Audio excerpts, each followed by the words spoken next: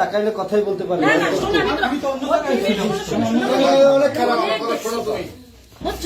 তোমার কিছু থাকবে না আমার একটু সরান্ত ভাইয়া ভাইয়া আমার একটু সরান আমি সাথে কথা বলবো কোনো কথা নেই কাজই দেখ এইখানে আমরা যারা আছি সবাই এখানে তোমার ভালোর জন্য আসছি তোমার আমাদের পিছনে 1 টাকা খরচও করা লাগবে না বরং আমরা তোমার কুকার করে রেখে পেতে যাবো কোনো তোমার ভয় নাই নগদ বিয়ে হয়নি নগদ 30 লাখ এই আরে টাকা নাই শোনো তুমি তোমার চেয়ে বড় আমার ছেলে তোমার চেয়ে বড় বুঝছো শোনো শক্ত হইবে না কিছু থাকবে না খাও খেয়ে চলে যাবে না আমি আসি এখন কাজে ডাক দেন না ও তো ভয়ে ভয়ে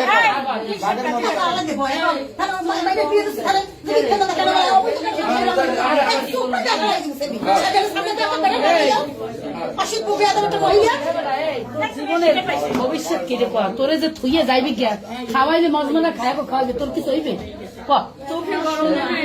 এলাকার মানুষ তোর কপাল ভালো পড়ছে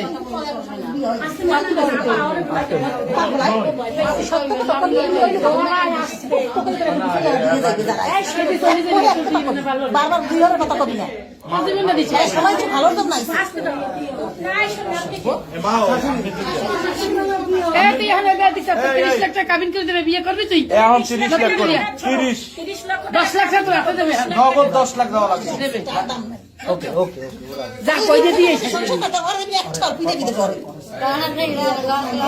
হচ্ছে মনে এখানে কোনো তোমার ভালোর জন্য এই কথা বলেন না তোমার ভালোর জন্য কারণ কি শোনো ওই পোলা 10 তারিখ চলে যাবে বাহিরে তোমার কিছু তুমি পাবা 10 তারিখ না যাবো 2 মাস পর যাবো কিছু থাকবে না তোমার